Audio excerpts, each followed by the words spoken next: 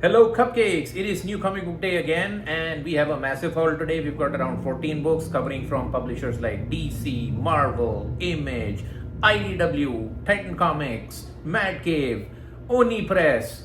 Do we have Vault? I don't think we have anything from Vault. But yeah, all of those publishers. So stay tuned and check out the video.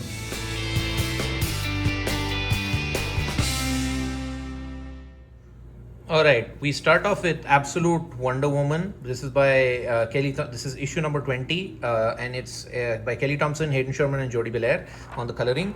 And this is the final arc of the Season of the Witch story, wherein Zatanna and Wonder Woman have teamed up to fight the forces of Veronica Cale, who has kidnapped Barbara Minerva, and they're trying to attempt a rescue. So again, it's got kinetic art, like, you get like all these splash pages. Hayden Sherman is probably slowly climbing up like to the best artist at DC, and he's giving a run, Jorge Jimenez and Dan Mora a run for their money. So again, kinetic, dynamic, this is an amazing read. Every week, every month, whenever I get like my hands on Absolute Wonder Woman, it just fills me with joy, right? So because it's so good, and 20 issues in, not even a single issue has been like boring. So that's Absolute Wonder Woman issue number 20 for you guys. Do check it out.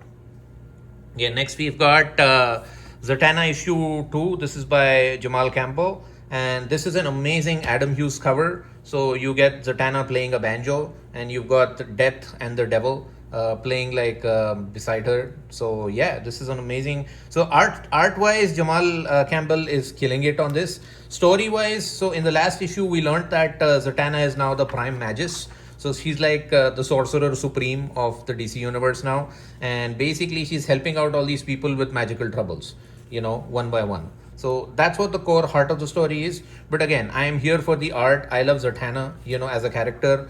And Jamal Campbell has done a run on Zatanna before, but this concludes.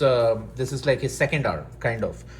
So loving it, digging it, artwork cool, cool story, and featuring Zatanna with this awesome cover, man. I just can't stop looking at it. So good. Okay, the next we've got is Swamp Thing issue number 89. So this is continuing the Rick Veitch run. So last issue was the Jesus issue. So DC had discontinued like Rick Veitch's Swamp Thing at issue number 88. The reason for that is because they felt that the stuff that Rick Veitch is doing is pretty controversial. Though it was not that controversial, to be honest, because I read the Jesus issue, it was okay. It's tame by 2026 standards, but I guess probably in the 1980s it was like a big thing for them. But now they're reprinting all of these issues to complete his run, so to get his arc done. And yeah, this is cool, man. So this is the follow-up of that Jesus book. And yeah, I love this old school Swamp Thing, the horror vibes, with Abby Arcane, and I just saw Constantine somewhere. So yeah, Anton Arcane, Abby Arcane, and John Constantine, baby. One of my favorite characters. So yeah, again, if you're into like the 80s run, I haven't read the Rick Veitch run. I've read a little bit of the Alan Moore run. I never finished it though. But yeah, but this is like these are like self-contained stories, so you can just dive in. And if you want to read the entire thing, then I think it's collected in 3 trade paperbacks. I guess there is an omnibus dropping eventually, but for now, if you want to read everything before reading this, then you need to get those 3 trade paperbacks. But this is Swamp Thing issue number 89 by Rick Veitch and Tom Mandrake. And speaking of Swamp Thing, we've got Justice League issue 19. This is a Bruno Redondo cover. So Bruno Redondo, Swamp Thing is not in this book, but yeah, I just looked at this cover and I was like, I need to have this because it's a Bruno Redondo cover. He's one of my favorite artists. He worked a lot on the Nightwing run by Tom Taylor, and yeah, he's a phenomenal artist. But this book is Mark Waid and Dan Mora, so another phenomenal artist, and Tamara Bonvillain on the coloring. So this is Justice League issue 18. So basically, what is happening in the pages of Justice League is post DCKO. Justice League has given all these villains who fought in DCKO like an amnesty. Like, so they can be good guys, and they'll pardon them. And so, yeah, there is this Justice League declares villain amnesty. So some of these villains who are bad guys have got now, like, they're now good. And, and they're fighting alongside the Justice League to fight the crime and the forces of evil. So, yeah, and then they take down, it's more about that. And yeah, it's got some cool moments, right? It's got Dan Mora art. and I haven't been 100% keeping with that. I read the last issue, and I'm often on buying this book. But yeah, to be fair, like, there's just so much on my pull list. I do want to read this as a collected edition at some point. But yeah, so I'm going to dive into this. But yeah, I bought this for the cover, I'll be honest. So yeah, and it's such a gorgeous cover, like you just want to keep looking at it and never take your eyes out. So Swamp Thing, make my heart sing. But this is Justice League issue number 18 or 19, guys. Okay, the last one is a book I'm really digging from DC. This is Superman issue 38. So as of the last 3 issues, Superboy Prime has taken the role of Superman, because Superman post DCKO just vanished. He had the alpha energy, so he just dissipated into space. What happened to him, we'll get to find out soon. But this particular arc is now Superboy Prime is in Metropolis. Superboy Prime, as you know, is an evil guy. He was the main villain in Infinite Crisis, but now he's on like a redemption arc. So he's a man out of time. Like, he's like his whole universe is destroyed, and he's aware of all these DC characters as their comic book counterparts, and that they exist in comics. So, and he's having fun, right? So in the previous issue, you had him finding a job. So he gets a job at like a comic book shop, and he's just trying to figure out life, because he's an evil guy. The Justice League are keeping an eye on him, right? Because they still deem him as a threat. Meanwhile, at his comic book store, he gets approached by this girl, and she's like, she tries to flirt with him, but because he's like Superboy Prime, he's like, he doesn't know how to get like the signs of if somebody's flirting with him or not. So yeah, so he just ignores her. But apparently she has an agenda, right? So she's some sort of a witch coven, or she's part of a witch coven, and she wants to sacrifice Superboy Prime, and she thinks that he's like the prime suspect. Looking at the cover, I'm guessing that doesn't happen, and there's like a love story going on here. So I guess her name is Witchfire. She brings the heat. So yeah, so this is what is happening in Superman or in Superboy Prime, basically issue number 3. But I've been loving this. I've been digging this. What Joshua William has written. This is like it's made like Superboy Prime was always one of my favorite bad guys, but now he's one of my favorite good guys too, because he's on a redemption arc, and this book is killer. Like, I thought that, oh my god, they're gonna replace Superman with another character and in his own book, and it's gonna suck. But it hasn't. It's been awesome. It's been phenomenal. If you're not reading Superman, this is my highest of recommendations to pick this up. At least just pick up the previous issue and the one before it, when Superboy Prime steps in the role of Superman. But yeah, amazing artwork by Dan Mora. Dan Mora can do no wrong, right? There are a couple of people like Dan Mora, Jorge Jimenez, and Bruno Redondo. If I see their names on anything, I just buy them, because you will be in a treat. Like, you'll get like a assortment of like cakes and pastries and cupcakes and whatnot, right? So yeah, it's a sweet deal. But that's, guys, is issue 38 of Superman. All right, let's jump on to Marvel Comics. So from Marvel Comics, I think this is from last week. This is Punisher issue number 4. I think I missed picking up this. So, but this is the Spider Noir cover. It's Magic the Gathering, and Spider-Man Noir has his own TV show that basically drops today. All the episodes are out, so you can go catch it. I think they're doing like a true hue color and a black and white one. So definitely check out Spider Noir. It's got Nicolas Cage as Spider-Man Noir. So I picked that up for that. I love the cover, but at the same time, I think this Ben Percy Punisher run has been awesome. So in the last issue, the Punisher was having like these headaches and stuff, and whenever he felt he killed someone, like he was feeling guilt and all. So turns out that it was his sidekick Micro, this guy, who had basically implanted like a microchip in Punisher's brain, which he tells Punisher by the end of the previous issue, and Punisher disables it, right? So now he's back. He's Frank Castle, full and like the way he was before. He's hardcore, and and now there are no headaches or no flashbacks or anything. It is the brutal, dark Frank Castle we know and love, and then he's the main guy, and basically he's going to take down his arch rival, which is Jigsaw in this case, right? Jigsaw is out, right? He rescues a couple of people from the prison, and basically they're going to gang up and team up and go against the Punisher, who's basically trying to track Jigsaw as well. So again, it's building up to that final confrontation between Punisher and Jigsaw. It's been killer, it's been bombastic, it's been action-packed, the way a Punisher comic should be, right? So Ben Percy gets the assignment, and this guy, Jose Luis Suarez, I didn't hear of much of him before this, but he's a phenomenal artist, man. Look at these panels. His artwork is killer and it's dynamic. And yeah, it's some would say he's as good as Pepe Larraz or or Jorge Jimenez or Dan Mora, right? So yeah, his artwork is amazing. It's fire, and yeah, and he's been consistent on all the issues. So so you get like a consistency in artwork. But that's Punisher for you guys. It's Punisher issue for you guys. It's been kinetic, it's been dynamic. I'm loving Punisher. Okay, the next one is a facsimile issue. This is published by Marvel Comics. This is JLA and Avengers. This is the Kurt Busiek and George Perez run. This is one of my favorite stories of all time. Every year I come back to this story. I reread it, once at least. And I never had like the collected edition of George Perez and Kurt Busiek because they're super expensive. But now DC is reprinting these facsimiles.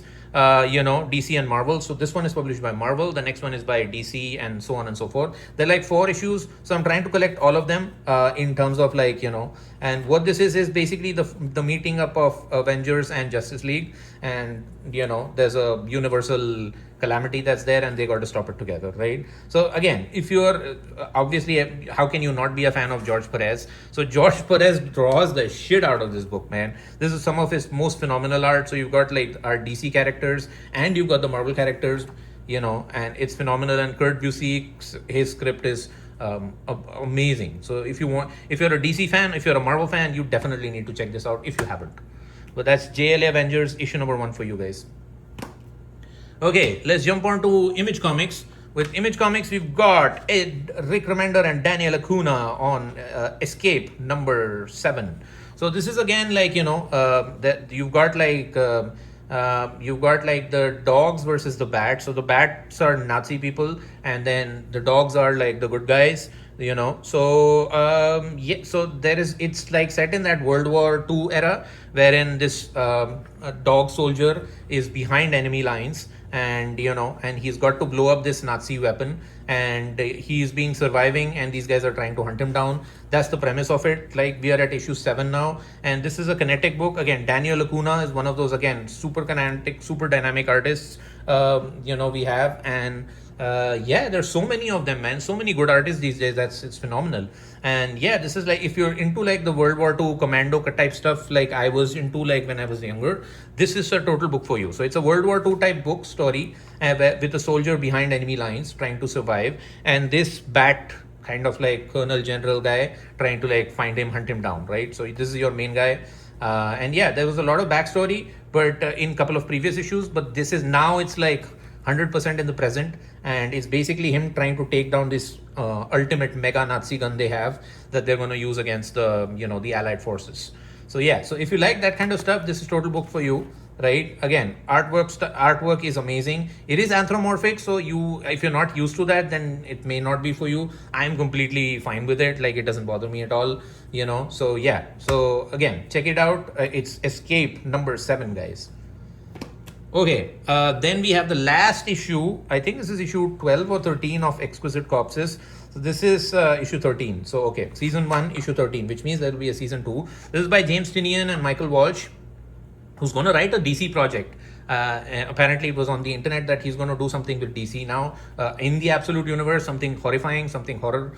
So I'm really like hyped for that. But yeah, this is the final issue. So you've got like, I think the last survival, last killers, and who gets to rule America, because it's all about like these bunch of families, and they have their own assassins, and they go on in like a Royal Rumble tug of war, and whoever wins gets to control America, right? So that's the whole premise of it. So I won't tell you who survived, who was the last killer, but yeah, so I think this is the final fight, final confrontation to determine like who finally rules America. I have enjoyed this book. It's been kinetic, it's been dynamic. Again, there are a lot of characters here. So sometimes when you're reading this on a week-to-week basis, it's not easy to follow like, okay, who was that guy, who was this guy? But in this particular book, and that's the same problem I've had with like all the James Tynion books before, I've mentioned that several times. But in this one, it works because all the characters have a unique thing, right? So there is a fox mask killer, there is a ninja killer, right? There is a guy who is like a mad person. So at least with the assassins, like who's who, right? And there's again, the same problem is there with because they're fighting in this small town, so you don't remember who that small town folk are, right? So I guess I need to reread all of it, like all the 13 issues one by one, back to back, to enjoy this more. Because again, I feel that James Tynion writes it from a trade model perspective and not from a single issue perspective. So, but this has been amazing. It's got gorgeous artwork, right? So by Michael Walsh, and then so is again, the action is bombastic here. Like, you got all the kills, people actually die, the stakes are high. So again, I have been enjoying this. This is the final issue, at least for this season, right? But I think I will come back to it. I will read everything so that I get the entire story and I absorb it. But this is Exquisite Corpses issue number 13 for you guys. Okay, moving on with Image, we've got In Your Skin issue number 2. So this is by Aditya Bidekar and the artist Som. So it's about this girl who's obsessed with this actress, she's like a mega fan of the actress. And in the last issue, we find out that she basically body swaps magically, they don't explain how, with the actress when she finally meets her.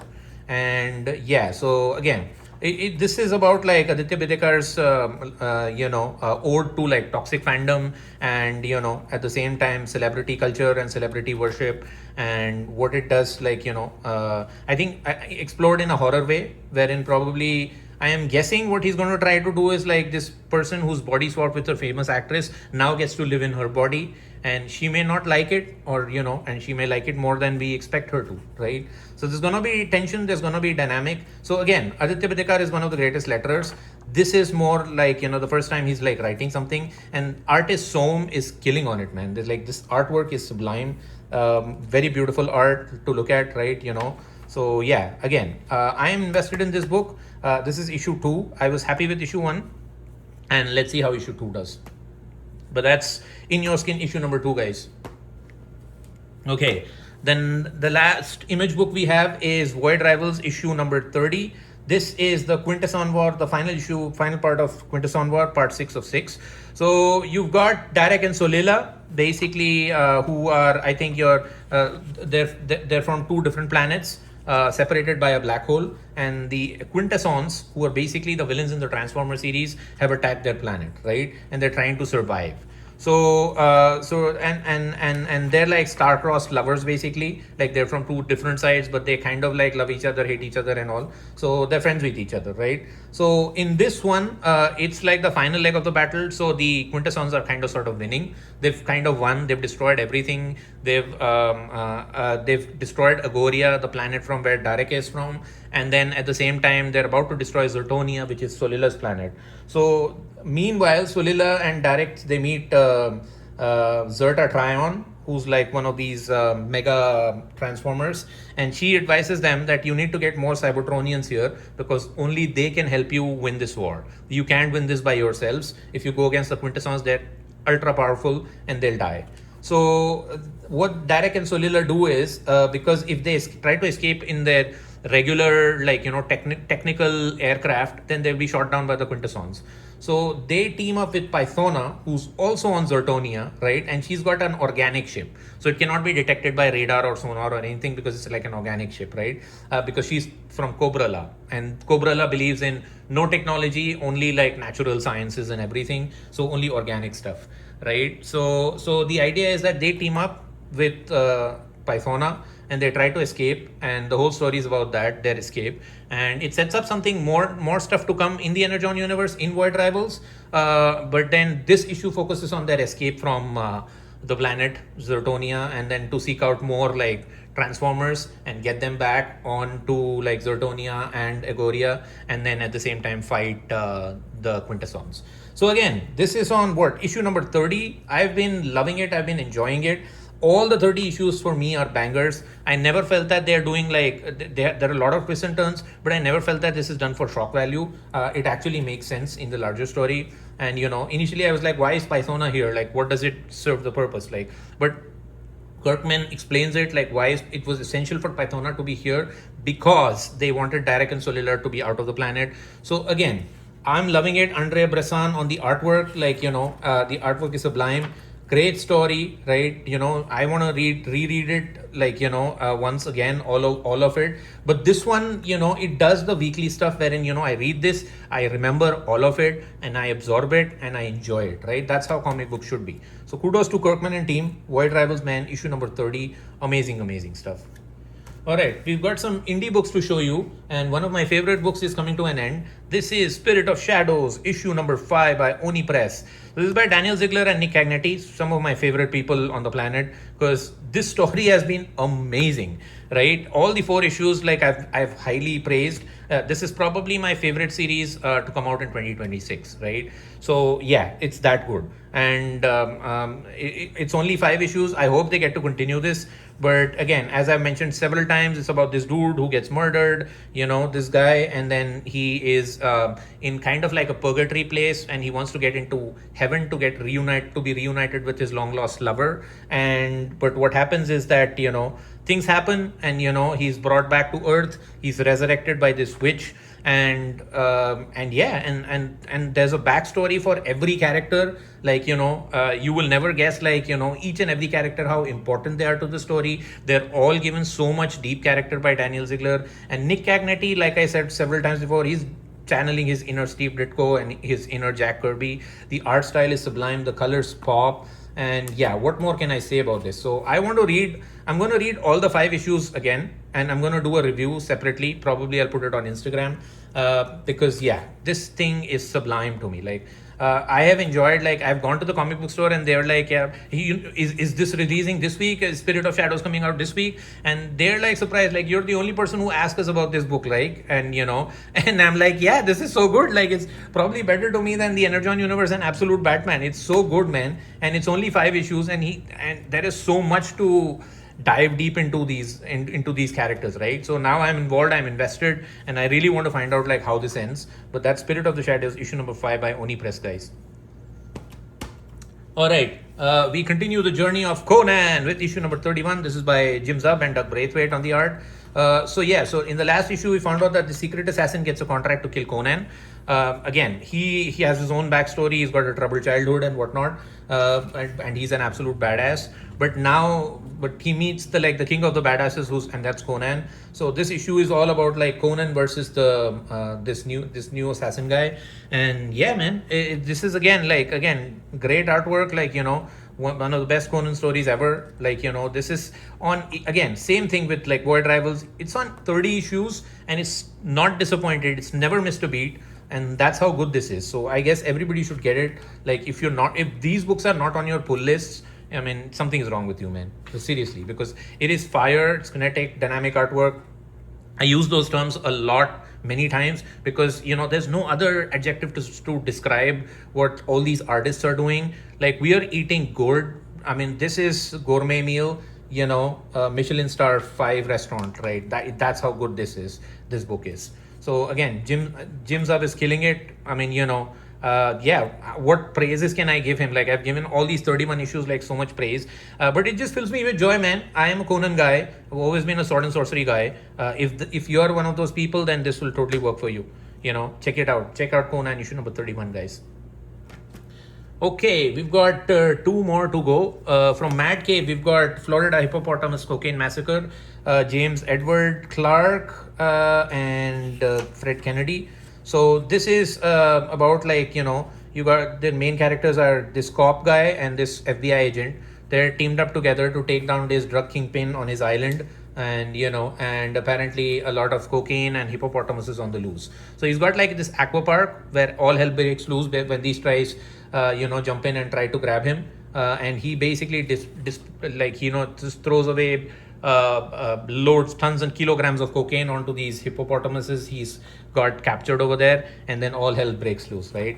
So again, this is a bonkers issue. This is a fun comic book. It doesn't take itself too seriously, but the artwork is really, really good, and and the dialogue and the story is absolutely bombastic, bonkers stuff. So if you like something which is left of center, a little alternative, this is the book for you. And it's got hippopotamuses, man. It's got cocaine infested hippos, so what else is not to like, man? So this is amazing. So again, but this is issue number 4 of the Florida Hippopotamus Coke Massacre, guys. Issue number 4. Okay, the last book we have is Rocketeer by IDW. This is the third part of the story. So a gorgeous cover by Dave Stevens, the creator of Rocketeer, right? And this is the island. So in this case, your main guy, your Rocketeer, Cliff Secord, he gets on a mission to bring out, to go and look for Amelia Earhart, who's been missing on this island. And this island turns out to be Skull Island, the island where King Kong is based out of. And and now some of these obviously tribal people have kidnapped Betty, and then it's Cliff Secord or to the rescue, while confronting pterodactyls and tribal people and everything that the island has thrown at them. But it's basically the Rocketeer versus King Kong, and so again, it's just a 4-issue mini. So I dug the artwork.